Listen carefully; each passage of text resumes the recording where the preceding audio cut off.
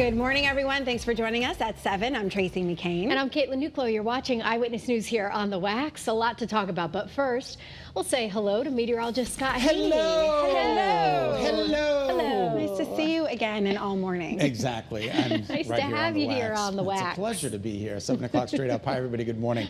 A wax on, wax off. Heat advisory for today and tomorrow. For everybody shaded in the salmon color, that means heat indices are going to be in the upper 90s. We've gone ahead and issued a first alert today and tomorrow for heat and humidity. That's going to, again, feel like between 95 and 100. That's going to have an impact on outdoor activities. Difficult to stay cool. Please take it nice and easy. Our first alert live radar, the only live radar in Connecticut scanning dry. You're expected to see a lot of this today. Not a lot of storms, just a lot of sunshine. And that sun is going to do its job, moving those temperatures up into the low 90s. So it's going to be warm, 94, possibly even 95 at Bradley today. Now we turn our attention to the weekend. We've also issued a first alert for Sunday. Downpours and storms expected on Sunday. Not so much for the heat, but for the storms on Sunday. We're already at level 1 in terms of the excessive rain outlook for Sunday. This is 4 days out, and we're already at level 1. So this means business. Sunday's looking like an unsettled day. Saturday's no picnic, but Sunday looks worse than Saturday. All right, as we take a look at the forecasted highs today, we're talking about numbers in the upper 80s for northwest Connecticut, southeast Connecticut, where the heat advisory is not in effect, but everybody else in the low 90s. But don't forget the heat indices between 95 and 100 degrees. What a tough day it's going to be in terms of the heat.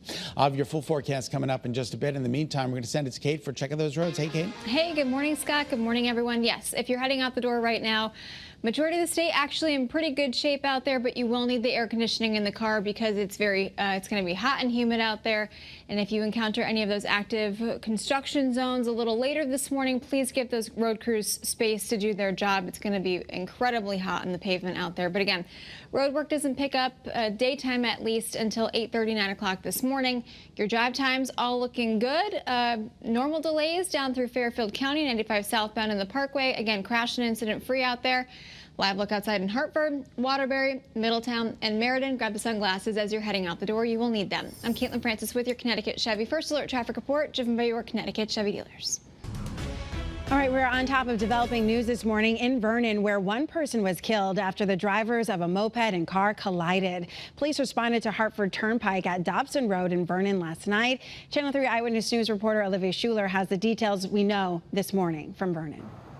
Caitlin and Tracey, police say that they responded to a crash involving a moped and a car around 7:45 last night.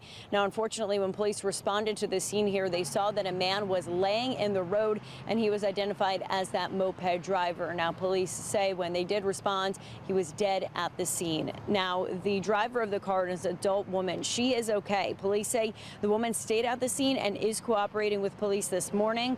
Right now, police say neither drivers are being identified and no charges have been made. Part of the Hartford Turnpike was shut down for several hours overnight. However, this morning the road is back open and everything is running smoothly for morning commuters. If you have any information about this crash, Vernon Police Department asks that you give them a call. As soon as we have new information about this story, you'll be the first to know here or on the WFSB News app. In Vernon, Olivia Schuler, Channel 3 Eyewitness News.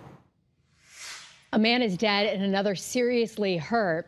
We're crashing under investigation this morning. Police say motorcycle collided with a truck in Meriden. Happened yesterday. The rider of the motorcycle was taken to the hospital where he died. That crash closed a section of East Main Street near Paddock Avenue for several hours. Anyone with information should call Meriden Police. Well, police in the capital city say a fight over a woman may have led to a deadly shooting in Hartford's North End. We first told you about this case yesterday morning. The suspect, 53-year-old Marcus Arnold, charged with murder and made his first court appearance. Police say he shot and killed Randy Gunn Tuesday night on Garden Street. According to the arrest warrant, an eyewitness told police that Arnold and Gunn were involved with the same woman, causing issues between them. Hartford police are investigating a second shooting in the city in less than 24 hours. A teen was hit last night by gunfire on Park Street near Zion Street. The victim is expected to survive. Police are now trying to find the suspect and asking eyewitnesses to come forward. Earlier this month, a 1-year-old boy nearly died after ingesting fentanyl in a New Britain park. He had been eating a cookie, dropped a piece of it on the ground, and when he picked it up, he also picked up a piece of plastic with traces of fentanyl on it and put it in his mouth. On July 14th, paramedics rushed to the park after the boy put the plastic in his mouth. First responders were able to revive him and save him with Narcan, something that Brendan Burke, who works for the Office of the Child Advocate, believes everyone should have. People need to understand that they need to carry it on them.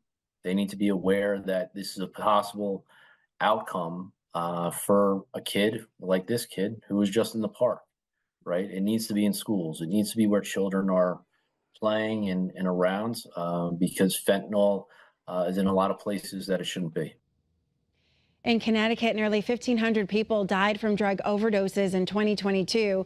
And since 2020, 12 children under the age of 5 have died from ingesting fentanyl. Police in Meriden say the suspect in a violent robbery at a corner store tried to call an Uber to make his getaway. Police say the suspect, Adrian Alea Guerrero, punched 2 clerks at the American Corner store, and then he ran out with the entire cash register. Police found him hiding in someone's yard on Crown Street. Moments after he was taken into custody, officers say an Uber that he ordered arrived to pick him up. Well, the presidential race is heating up with former President Donald Trump and Vice President Kamala Harris both turning their focus to black voters. But this morning, Trump is now facing growing fallout after he questioned Harris's racial identity at a journalist convention for black journalists. Channel 3's Leah Mishkin has the latest on the controversy and the 2024 race.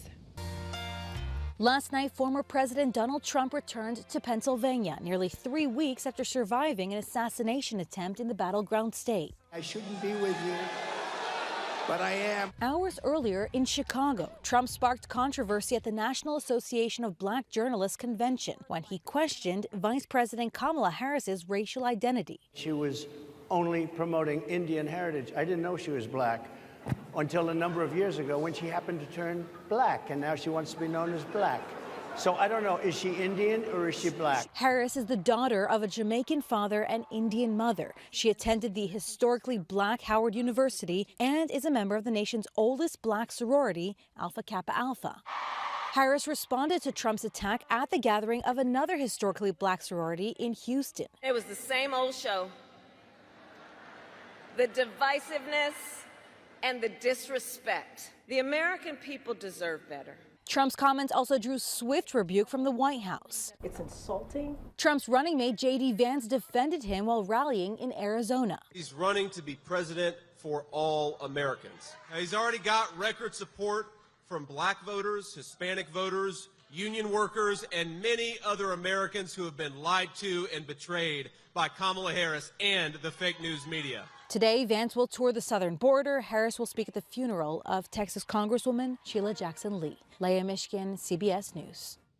The Department of Defense says the man accused of plotting the September 11th attacks has agreed to a plea deal. Khalid Sheikh Mohammed and 2 other September 11th defendants have reached an agreement that would allow them to escape the death penalty. In exchange, the alleged mastermind of the plan to use airplanes in those attacks, which killed nearly 3,000 people, would plead guilty and serve a sentence of life in prison. He has been in U.S. custody for 21 years. Well, Connecticut is no stranger to hurricanes, and while the tropics have been quiet so far this year, that's expected to change in the next few months. Yesterday, leaders in West Haven met to discuss storm preparation and ways the city can be ready this season. They say they've been working hard over the last several months to have a plan in place. And it's not just the shoreline gearing up for a busy hurricane season. Norwich Public Utilities has been working on tree trimming all summer and is ready to reach out to contractors to be on standby to repair outages. Pretty good news there. 7:09. Hi, everybody. Not such great news in the First Alert Forecast Center if you don't like the heat. We're talking about golden sunshine across the board, but temperatures will be soaring into the low 90s today. Look at that 94-degree temperature by 3 p.m. And the heat indices are going to make it feel like it's close to 95 to 100 degrees. So we've therefore gone ahead and issued a first alert for today and tomorrow. The temperatures along the shoreline will be a little bit cooler, but not by much. It's just semantics here, folks. 90 to 92 along the shoreline. Here come your forecasted highs today. Upper 80s, low 90s, muggy, smoky sunshine. Some of the smoke from Canadian wildfires is going to make its way into Connecticut. So you might see a little haze in the sky, but it shouldn't be too much of a big deal. No air quality alerts are in effect.